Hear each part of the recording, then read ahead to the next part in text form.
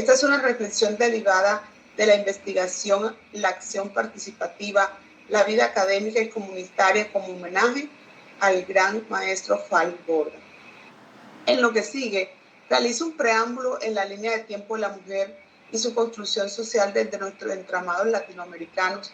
En ese sentido, la desproporción que ha existido históricamente en relación a la mujer es una heterodesignación que ha sido marcada por la sociedad patriarcal, pero que conlleva a construir una autodesignación femenina que la hace asumir un compromiso con ella y con su realidad sociocultural, modificándola y asumiendo un nuevo rol, amoroso, Feynman, femeninas y Foucault. Asimismo, para que las mujeres del mundo lograran empoderamiento ha sido todo un proceso autónomo y determinante, pasando por un sentido crítico. Desde el 1792, en medio de la Revolución Francesa, es el inicio para desligarse del patriarcado, siendo una fase de ilustración, luego de conseguir los derechos fundamentales en el ámbito civil, educativo, político, económico, entre otros. Entre todos los casos ha sido un compromiso férreo de las mujeres en el mundo. En cada caso social se adquiere una forma distinta que pasa por el poder adquisitivo, las construcciones culturales y las políticas públicas, lo cual en conjunto da luces a su desarrollo. Es así como los movimientos de mujeres insisten por la visibilidad, y con el movimiento sufragista ya en el siglo XIX se tienen logros concretos, específicamente en Gran Bretaña, transmitiéndose luego a los países europeos. Las mujeres se movilizan también a favor de los derechos humanos. De esa manera sobresale la experiencia del año 77 de las mujeres de la Plaza de Mayo, de las madres, en Argentina, con algunas semejanzas en la conformación del Comité Madres del Salvador, consolidado en el 80, más tarde llamado Comadres. A su vez se tiene la búsqueda de la reivindicación de los derechos humanos en torno a la libertad cuando algunos de sus familiares han sido detenidos y desaparecidos. En el caso de las madres de la Plaza de Mayo, que son abuelas, cuya emergencia fue el resultado de una coyuntura histórica precisa, el accionar semántico del terrorismo de Estado durante la última dictadura llevó a la organización a encontrar a sus hijos secuestrados. Entretanto, en Colombia, en la Asamblea Nacional Constituyente del 54, aprobó el derecho femenino al voto, radicado por el plebiscito del 57, convocado por la Alianza Liberal Conservadora, que sustentó la forma reconciliadora del Frente Nacional bajo la dictadura de Rojas Pinilla, Luna 99. Se constata este periplo que ha tenido que pasar la mujer en sus propios procesos en torno a sus derechos básicos y las libertades individuales, quedando refrendados en la declaratoria de la ONU en los derechos humanos, aunque no específicamente, va abriendo una puerta para concebir las libertades y procesos de las personas, y así se integra todo el proceso por el que va pasando la vindicación femenina, siendo desde el 75 hasta el 95 donde la ONU por primera vez enfatiza en la discusión enfocada a la mujer, siendo en México, Copenhague, Nairobi y Beijing el 95, que significó un avance cuantitativo y cualitativo al participar 189 delegaciones del mundo, donde a partir del concepto de género se reconoció que toda la estructura de la sociedad y todas las relaciones entre los hombres y las mujeres, que el interior de esa estructura tenían que ser reevaluadas. Por lo tanto, fue indispensable integrarlo transversalmente en la política pública, entendiendo que los derechos de la mujer son derechos humanos y que la igualdad entre géneros es una cuestión de interés universal y de beneficios para todos. De allí que entre los 10 puntos que se establecen en esta plataforma están 2 sustanciales para su empoderamiento: la mujer y la economía, la mujer en el ejercicio del poder y la adopción de decisiones. Ambos puntos han sido sustanciales para delinear una ruta en la integración de la mujer en la política pública y así su empoderamiento tanto ciudadano y económico, que permite ir dividiendo las diferencias sociales que se habían establecido culturalmente a la mujer. En ese sentido, para la mujer indígena, centro y latinoamericana, ha sido difícil la incorporación en procesos de participación política donde más los sesgos patriarcales se unen a la autonomía de los pueblos indígenas. Hay ejemplos como el de la líder boliviana con ascendencia indígena, Domitila Chungara, que marca lo decolonial en el feminismo latinoamericano. En el año 75, cuando se realizaba la primera conferencia mundial de la mujer en México por la ONU, casualmente no le permitían hablar en esa conferencia porque ella, dentro de su discurso, iba a defender los derechos humanos de los mineros de Bolivia, incluido su esposo. Las mujeres feministas de los primeros mundos no entendían desde su radicalidad feminista que en la voz de Domitila se pone en evidencia la opresión de los pobres y las mujeres de las minas de Bolivia, pero también su capacidad de organización. Este testimonio inspiró a movimientos feministas y derechos laborales en América Latina, convirtiéndose en un símbolo de la lucha de las mujeres trabajadoras. 1975. Segundo momento, las mujeres indígenas guardan gran parte de los saberes ancestrales de sus pueblos. Esto no supone solo un valor para las culturas, sino para la propia humanidad.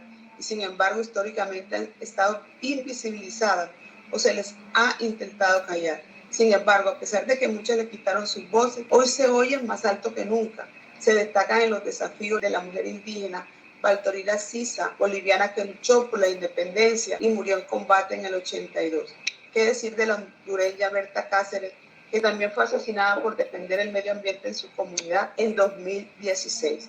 Pero hay otras figuras actuales, como Mirna Cunningham, Rigoberta Menchú y Leonor Salabalata. Representan países como Nicaragua, Guatemala y Colombia, resaltando sus saberes y formación en la medicina, y las dos últimas en pacificación y derechos humanos desde el Premio Nobel y la ONU, en el caso de Leonor Zabalata actualmente. En este tercer momento presento la reflexión del texto Estrategias de empoderamiento pacifista de las mujeres en contexto de ciudad en caso Colombia. El trabajo de investigación se hace desde la triangulación de principios y metodologías de la investigación-acción participativa, la etnografía colaborativa, con el propósito de describir el feminismo decolonial y empoderamiento pacifista de las mujeres del Cabildo Indígena Yanacona de Santiago de Cali. Por tanto, se parte de un enfoque interpretativo y comprensivo de la realidad social, teniendo como principio básico la participación activa y el diálogo plural que recupera el lugar de la enunciación de quienes participan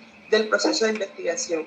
Asimismo, se retoman los principios de la investigación-acción participativa promovidos por el maestro Falborda y se abordan de acuerdo con Buenaventura de Sousa, saberes ecológicos que estrechan la relación entre ciencia, práctica, entre academia y movimientos sociales. Es interesante destacar que desde México hasta Chile se registran 826 pueblos indígenas que con diversas expresiones representan el movimiento social indígena. Este busca a partir de múltiples formas de resistencia y en correspondencia con cada pueblo originario que sus culturas pervivan a pesar de la opresión y el sometimiento a los que han sido y no dejan de ser expuestos. En un contexto tan complejo como el colombiano, en donde no solo se suma la historia de cada pueblo indígena y las condiciones de desigualdad institucionalizada, sino también las múltiples formas de afectación de un conflicto armado a más de 6 décadas. Y dar cuenta de las narrativas de las mujeres se convirtió en un reto tanto epistemológico como de compromiso hacia la construcción de paces, pues se trata de evidenciar las trayectorias de vida y lo que para esas mujeres ha implicado empoderarse como mujeres indígenas. Asimismo, desde una perspectiva interpretativa que reconoce las voces de las mujeres protagonistas, desde la subjetividad de las mujeres indígenas y la forma específica que ellas viven, su participación en los distintos espacios organizativos es un instrumento metodológico importante, pues son claves para combatir la invisibilidad y omisión. El texto analiza que si bien la subordinación estructural de la mujer al hombre existe en prácticamente todas las sociedades, en los pueblos indígenas organizados en torno al parentesco, la distribución de poder y roles entre hombres y mujeres varía según la combinación de reglas de descendencia, matrimonio y resistencia. Sin embargo, procesos de empoderamiento de las mujeres indígenas son centrales para hacer frente a las situaciones de violencia, rescatando prácticas y creencias que ellas consideran positivas y desafiando aquellas que se estiman dañinas. Esto es reconocer que las mujeres indígenas son sujetos de derechos individuales y colectivos, protagonistas de cambio y de su propio desarrollo, 2014.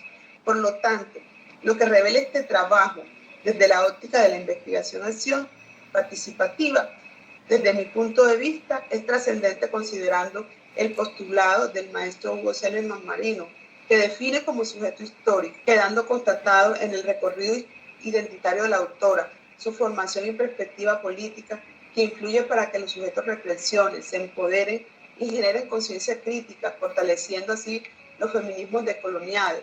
De modo diverso, aparecen los pueblos indígenas y se configuran como parte de la experiencia de construcción de paz, porque no hay duda de la forma como las mujeres han trabajado para ir ubicando espacios de tomar decisiones de distintas formas. En este caso, la mujer indígena está conformada por la construcción particular del género en cada pueblo. Este trabajo también pretende salvaguardar, recuperar y defender el capital simbólico y cultural de cada pueblo indígena, su historia, su territorio, su idioma, sus costumbres, y el cual en este caso particular se convierte en un aspecto fundamental de resistencia y dignidad para la nación. Por eso los aportes se hacen en la defensa del territorio, la memoria ancestral y el contexto histórico. En un cuarto momento, y finalmente, es importante referir que el empoderamiento pacifista intenta sistematizar las diferentes esferas, entidades humanas e instituciones por donde circula el poder. Su mirada es mucho más amplia e inclusiva que el segundo segmento, enfoque estatal del poder, haciendo un mayor énfasis en lo público, entendido como aquello que pertenece o es relativo al pueblo. En ese sentido, se destacan 6 puntos importantes de este artículo.